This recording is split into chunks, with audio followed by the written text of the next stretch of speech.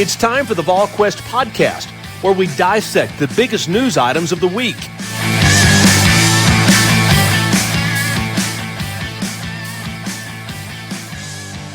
Good Thursday, everyone. Welcome to the Volquest.com mailbag podcast presented by our good friends at Smoky Mountain Organics, East Tennessee's most trusted health and wellness store focusing on natural products and organic remedies. That is Smoky Mountain Organics. 4 locations to serve you: Gatlinburg, Pigeon Forge, Sevierville. Their newest location in Knoxville, just down from Westtown Mall, right across the street from Trader Joe's. Of course, you can shop online at SmokyMountainOrganics.com.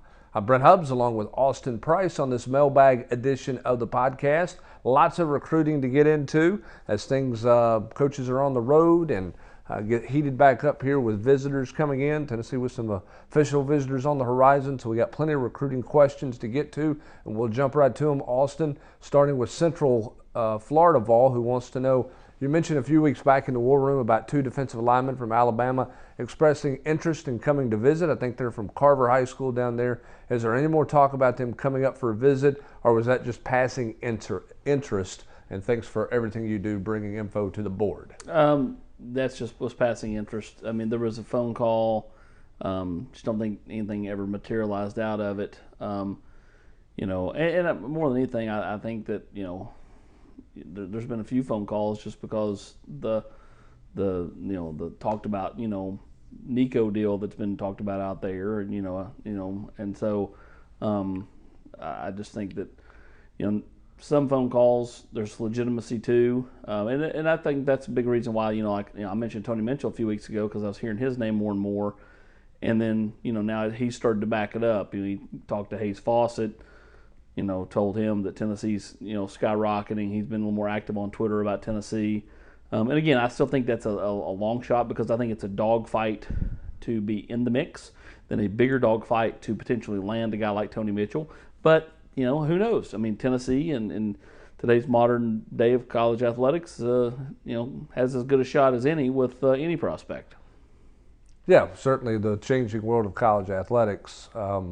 You never know what's going to happen there. But you've talked about this since he committed. The Nico effect, the net result of that in terms of who signs with Tennessee remains to be seen.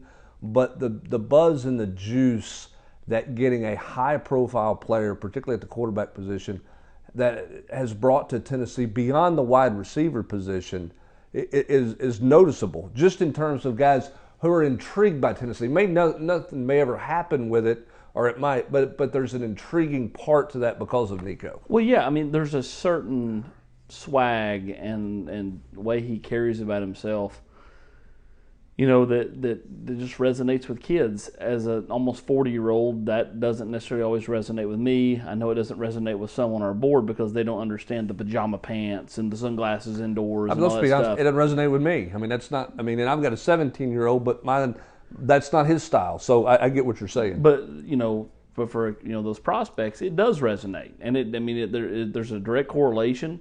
And they understand the pajama pants, and they understand the sunglasses indoors and all this stuff. Because kids, are always wanting to find ways to be different because cool is different. So I just think that kids have picked up the phone. They've called Tennessee because of Nico. Sometimes it's materialized, sometimes it's evaporated. But, Tennessee is finding themselves in play so much more because of Nico Iamaleava, and they'll continue to do so because I think, you see more and more, players out there, talking about Tennessee, at least wanting to get up here and give Tennessee a look. All right, let's go to Sam Smith, 2233.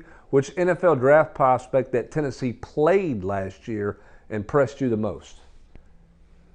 Man, that's a good question. I would go with, quarterback at Ole Miss. I mean, how do you not look at, what he did, from the moment Matt Corral was spectacular. Yeah, he single-handedly beat Tennessee. Yeah, he did. And so, I would go him. Secondly, after that, Bryce Young is really, really good. He's not in the draft this year, right? But he's going to be, and I love what Alabama's got on defense. You know, there was nobody at Florida that just was like, you know, and Georgia's filled with them. N'Kobe Dean is special. You know, and then offensively, you know, I think George Pickens can play a long time in the NFL. Yeah, I mean, Trayvon Walker, Jordan Davis, you know, all those guys on the Georgia defensive front.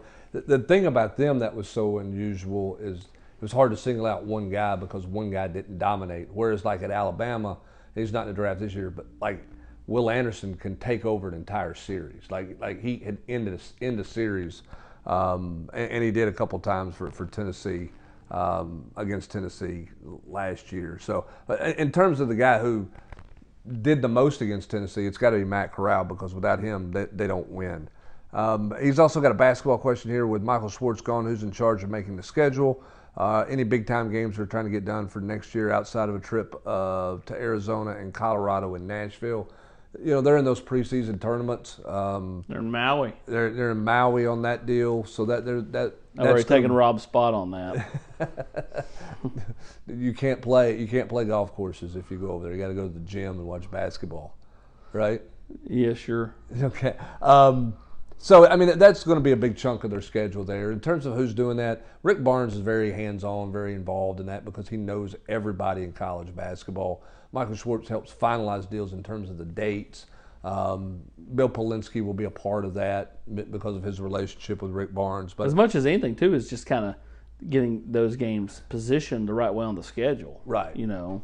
Yeah, and that's something that Polinsky will work with Barnes about, the much the same way Michael Schwartz worked with Rick Barnes about that as well. But what we do know about Rick Barnes, he's going to play a bunch of good people as many times as he can, as many places as he can, neutral site games, road games, whatever, to help his basketball team, because they will not play a light schedule to build him up a bunch of wins, regardless of what his roster looks like year in and year out. He's always going to play a very difficult schedule.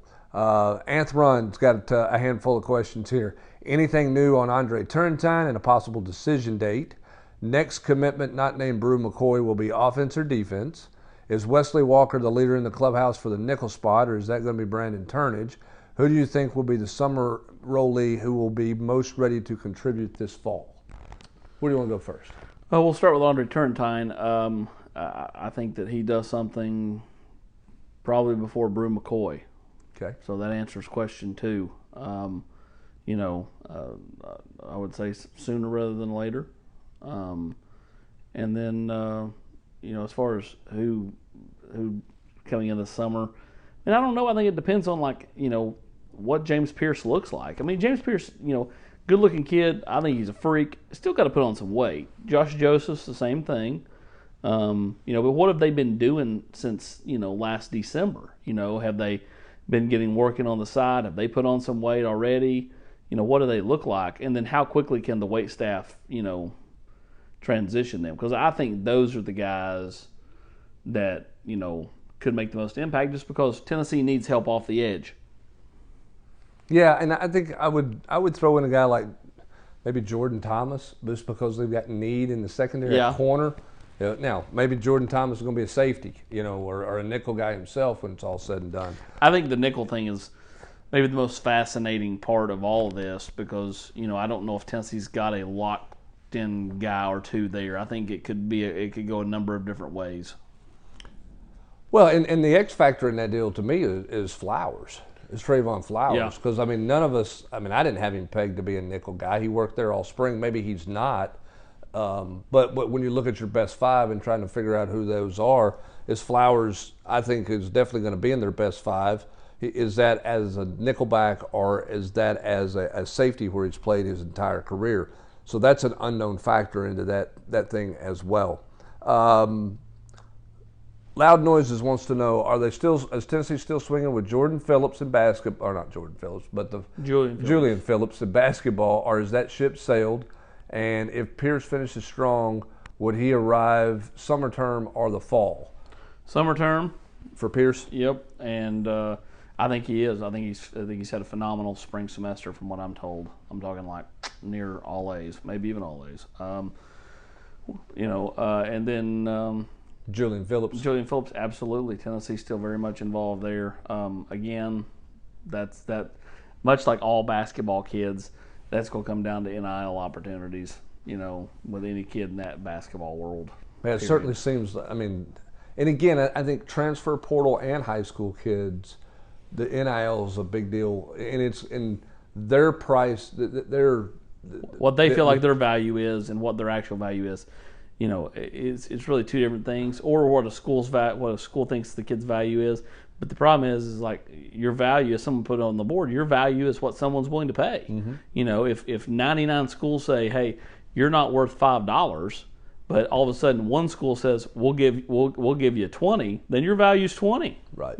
So determining that value is going to be difficult, and there is no kind of precedent on these things, and kids transfers, kids out of high school, they are all shooting their shot, and it is a bit of game of cat and mouse. We get a little bit of game of chicken, call your bluff, whatever you want to call it. Yeah, I mean, schools are having to kind of take a chance when you say no.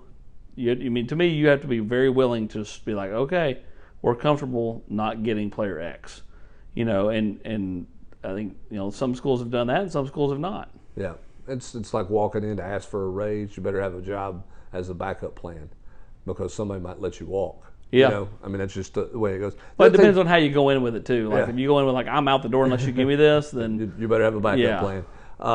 If you walk in to resign. You better have a job because they might take your resignation. Yeah. They might call your bluff on that deal. The other thing, too, in basketball, one player can make such a difference, in that sport. Oh, 100%. Which is why I think that some of those some people in the basketball world have the value so high for a player because there's a greater impact to certain transfers. Not all, but certain. Especially for schools that maybe just are lacking that missing piece. Mm-hmm. Look at that Syracuse team with Carmelo Anthony. It was a good team without Carmelo Anthony, but he made him a great team. Right. Yeah, one guy could make, and everybody thinks that they're the missing piece, whether they're the high school kid or whether they're in the transfer portal. All Vol Recruiting wants to know chances on Rico Walker, Grant Godfrey, and Grayson Howard. What interior offensive lineman are Tennessee going after? Are they pushing for Cole Super or Connor Lew? I think they got a really good shot at Rico Walker. Grayson Howard is someone that I thought Tennessee had a ton of traction with a few months ago, and just don't hear much about him anymore. He just don't. You don't hear his name much at all. As for the linemen, Tennessee's, they're recruiting them. But I wouldn't call them at the top of the list. Tackles got to be the priority first, though. because it should be in every class because it just feels like Tennessee's got a lot of guard bodies. Yeah. And even though they lost to James Robinson, but you look at Tennessee's roster and there's. How many guards? How many guys do you feel like can play guard? It's like 10 or 11. No, they have a lot more guard bodies than they do tackle bodies. So the priority for them has got to be at the tackle spot because again, tackles can slide inside and play guard. Yeah. Guards have a harder time sliding outside and playing tackle. Not saying it can't be done, but it's harder to do that.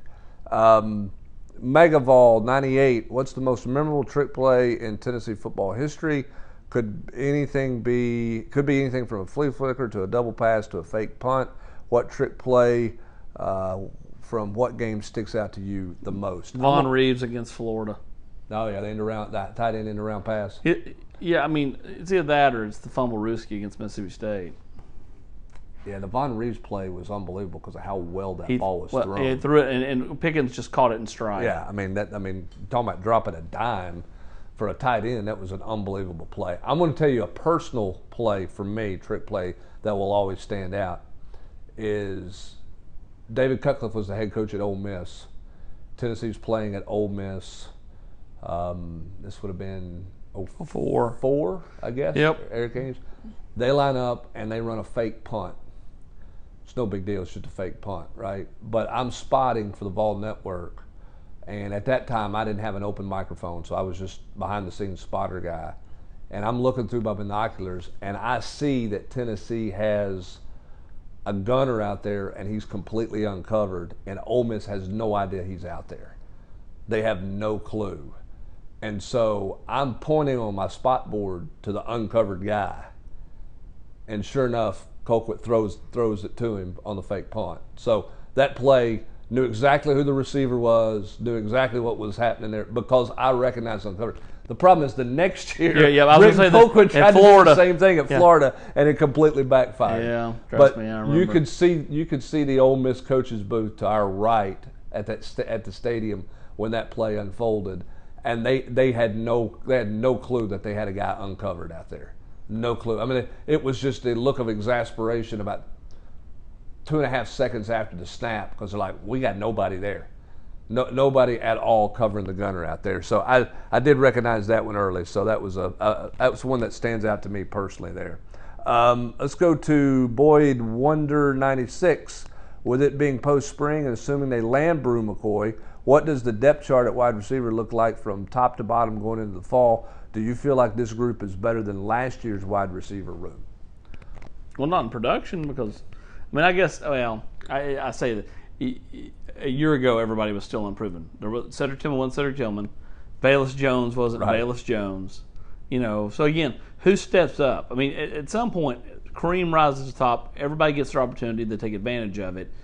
Is that Jalen Hyatt? Is it Jimmy Holiday? Is it Brew McCoy? Is it Ramel Keaton, who got all kinds of love in the spring? But I'm with you. I just until I see consistency. I'm not saying he can't make a couple of catches, okay? But I'm saying like consistently, week in, week out, be a guy that Tennessee can really count on. Can Squirrel White play at the weight he's at? Could he add more weight quickly? Where's Chaz Nimrod at? Where's Caleb Webb at? Yeah. I'm with you. Like, there's a lot of bodies there. Could be quality bodies, And again, you look at Jimmy Callaway, did not play wide receiver really in high school, very little. Jimmy Holiday was a quarterback in high school. Jalen Hyatt needed to put on the weight. They've done that, and the other two guys I think have grown. It just takes time. I mean, everybody wants this like quick fix. Everybody, that's why I say like, yes, like potentially James Pierce and Josh Josephs could help this program a lot when they get here. But don't panic if they don't play right away. I mean, they're going to be true freshmen. You're asking a lot of true freshmen to be good, and so like for me, like sometimes the light just comes on later. Who does it come on for this year? In the secondary, at wide receiver, so on and so forth. Yeah, I mean, it feels like Jalen Hyatt because of everything people said about him. Our interactions with him during the spring, very different guy. Can he continue that way for the next 2 or 3 months to get ready for the season? If he does, then I think he's probably your number 2 wide receiver. And then the question becomes, who's that other outside guy? And if Brew McCoy's here, you're hoping that it's Brew McCoy. He's certainly talented enough to do it. He knows what it takes to play at the college level, and we'll see. But it's Cedric Tillman and a bunch of guys kind of behind him right now, and we'll see who separates themselves. I don't think there is a pecking order top to bottom for the wide receiver group at this point in time. Austin, is Tennessee recruiting the DB out of Lake Wells, Florida, Jeremiah Anglin? Yes, they are. Willie Martinez has been by there to see him this week. Okay. So we'll see if Tennessee can get him on campus. A lot of people think he's going to go to Florida State. Makes sense. You know, down there. I think some kids from that high school have gone to Florida State before, so it would make some sense. But we'll see if Tennessee can get him on campus. Volfence wants to know, for us new Volquesters, can you share the story of how the 50-cent gift became the signal for impending commitments? I just love the gift because I don't know who made it. That's a story in its own right. Who made that gift? I just know that I thought it looked awesome, and so I was like, this is a good way to it's my version of the crystal ball without giving the kids commitment away. Even though I'm kind of still doing it, it's still not the same. Like, no kid can look at that and go, you predicted me to go to Tennessee. It's a gift, So I just kind of do it. It's my own way of doing it. So, again, everybody's heard me complain about it. It's not a prediction. It's a spoiler when a kid tells you where he's going, and then you go and predict the kid to go to that place. So, It's my way of kind of, again, roadmap for everybody. It's about telling you like in advance. It's like Tony Mitchell. Tony Mitchell may come visit here, may never visit more than once. He may not visit. He may sign with Tennessee. Who knows?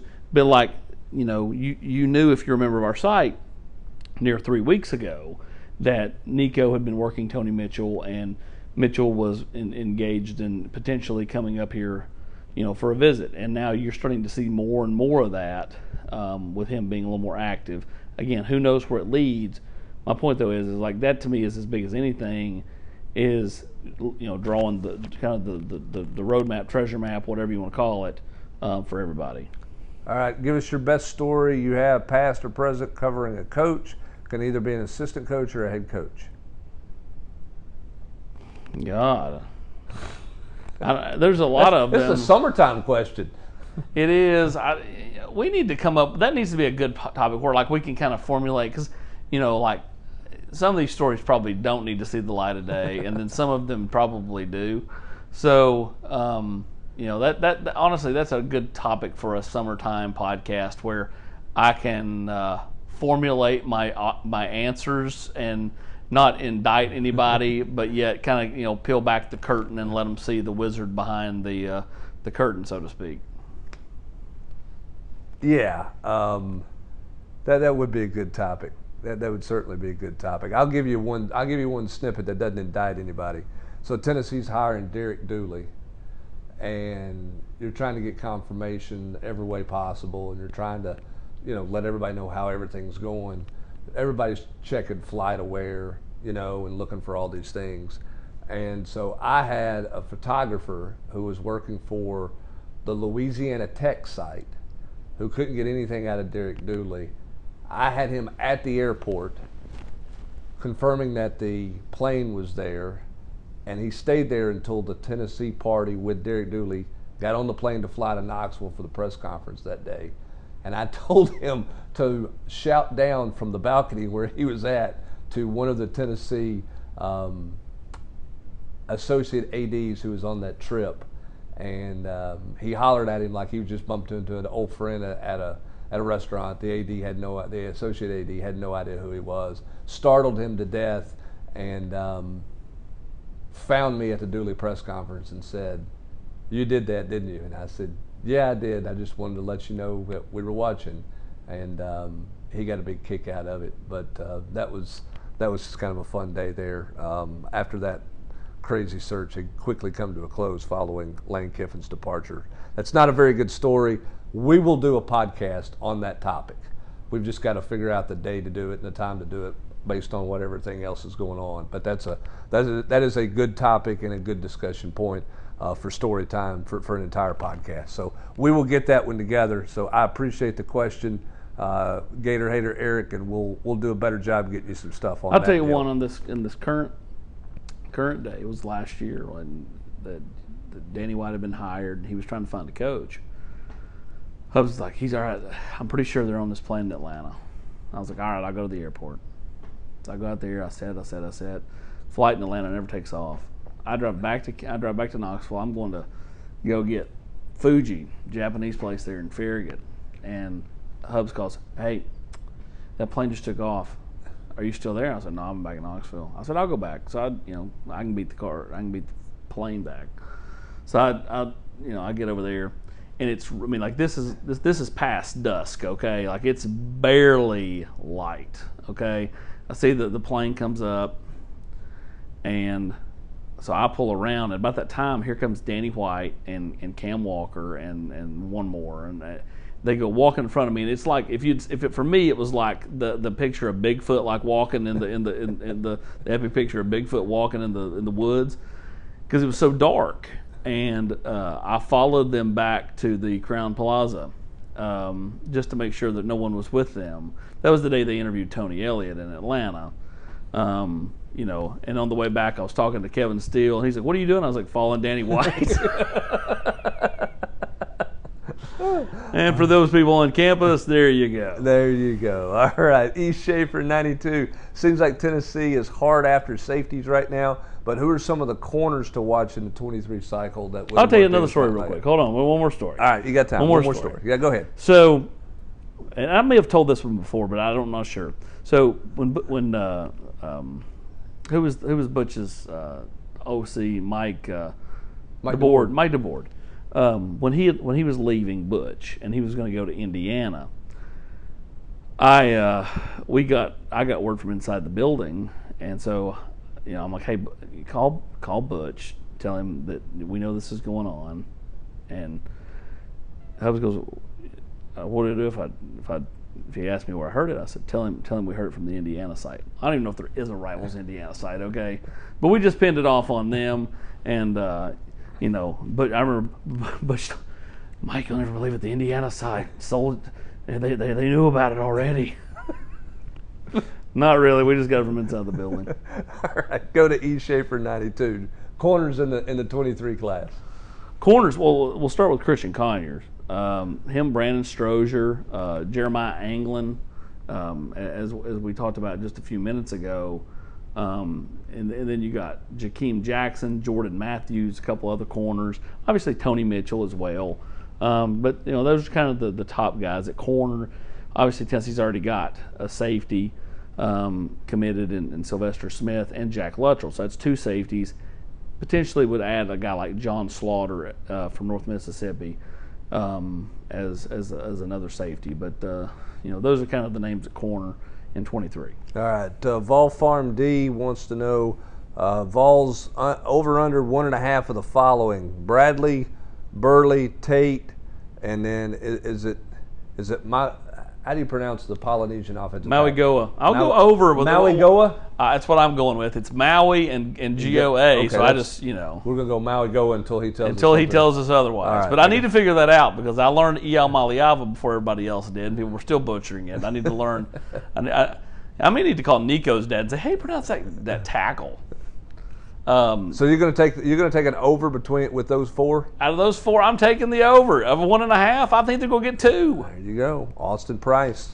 Maybe Price all 4 with his audio version of the 50-cent gift just dropped on you right there on the podcast. Out the door on the. As if we tape this on April 27th/8th. I mean, that's just. Again, it's like I was putting that 3-2-1. Like, anybody can sit around and do something at the last minute, but it's like, as of right now, I just feel like, Vic Burley, his mom and dad, they all really like Tennessee a lot, and they really like Rodney Garner, and, I know Coach Garner's feelings about them, and it just feels like Tennessee's got a good shot at. Yeah, from a momentum standpoint, it feels like they've got some momentum with Burley for sure. Feels like they've got some momentum with Carnell Tate for sure. And I think they got the most momentum with Maui Goa. Yeah, I don't disagree with that either. All right, volunteered 87. The Billy Napier Gator marriage doesn't appear to be off to a hot start, does it? Obviously, he hasn't been given the opportunity to win any games yet, but it kind of feels like a Dan Mullen feel to me. I'm not sure if you ever talked to your counterparts at the Florida site in the offseason, but there are any vibes on the cultural viability of Napier's personality at a big SEC school. And I've heard the strength of Napier was his recruiting ability and his willingness to outwork other recruiters. Is this just a normal first-year hurdles, or do you think it's likely that he won't be able to compete with the Cristobal's and the Smarts of the world? I think it's normal. First year. Slow. I don't even say hurdles. I just think there's some lack of traction. Now, if he's still getting his teeth kicked in 8 months from now in recruiting, I think that's a real problem. Because you look back. Last March, I would consider the Tennessee staff getting their teeth kicked in. April, teeth kicked in. Mm-hmm. May, a little more traction. June, a little more traction. Hell, by November and December, man, they had a lot of momentum. He can't be getting your teeth kicked in November and December, or that's a real problem. Because I don't know if they're going to be very good on the field. To me, they've got to find a way to overachieve. Can they win a couple of games they're not supposed to win, just to kind of pacify the fan base in year one? Look at Tennessee. Tennessee, I know it's easy to say that, they overachieved in year one last year, compared to kind of the expectations. They were just a fun team to watch more than anything. And, Can Florida find a way to be fun to watch, to win a game or two they don't? If not, I mean, yeah, it's going to be hard to kind of dig yourself out, because I think you're digging a bigger hole, because you do have that notion that, hey, he can recruit. All of a sudden, he don't even get Darrell Jackson, the Maryland transfer from Tallahassee, for an official visit. Like, Miami just shuts that down before he ever gets to campus this weekend. That's rough. Well, and you got other factors involved too that Dan Mullen and other first-year guys a year ago, 5 years ago, didn't have to deal with. What's your NIL plan? What's the collective, at your school? How big of a factor are those things? How quick do you get that plan in place? Because that's obviously has an impact in recruiting. From a culture compatibility standpoint or viability standpoint, I don't know what the culture was in the Florida locker room. Obviously, they didn't have a very good year last year. Tennessee a year ago, with their current team, Josh Heupel certainly was transparent. He engaged and got to know those guys. But you got to give credit to the Theo Jacksons of the world, the Cedric Tillmans, Matthew Butlers, the guys who stayed, Austin, after all those other guys left. They took ownership and pride in the program, and they were as big a part of changing the culture as Josh Heupel coming in and being transparent and I guess being more of a player-friendly coach, if you will. You got to give the leadership of that group a lot of credit. Well, again, I think once everybody had departed, the people that looked around the room and said, "Okay, anybody else? Anybody else? Okay, yeah. Now let's go to work." Right. Like the That's people that are still here want to be here. So let's gel together. Let's make the most of it, and let's go and be the best we can be. So I feel like I'm not saying that there are no bad seeds in the program. I think every program has their own version of whatever. But I'd say 97 or 98% of the guys that were here a year ago were all bought in. Now there's that 2-3%, and you've heard a couple of the coaches talk about them that hey, they've bought in now where they weren't bought in a year ago. And so I think the more you can continue to kind of show who you are as a person, as a coach, it allows the guys that have struggled to buy in a little bit more. Yeah, remember this about Billy Napier. When he first took that job, everybody talked about how bad of a recruiter he was out of the gate. Remember, they had no commit. They did finish pretty strong in the recruit at the finish line. They did do some things late and got some guys. So we'll see what happens with Billy Napier, and we'll see what happens in his adjustment. They're not expected to be a great team on the field. You're right. Can they overachieve? Tennessee's hoping not, particularly in Knoxville, as the Volunteers have an opportunity there. Can they finally get it done in a year where they're supposed to get it done against a team that they're better than? They've been better than the Gators plenty of times before and not been able to get it done over the past 15 or 20 years. That's going to do it for this edition of the Mailbag Podcast, presented by our good friends at Smoky Mountain Organics. He is Austin Price. I'm Brent Hubbs of Volquest.com. Thanks for joining us. Have a great rest of your Thursday, everybody.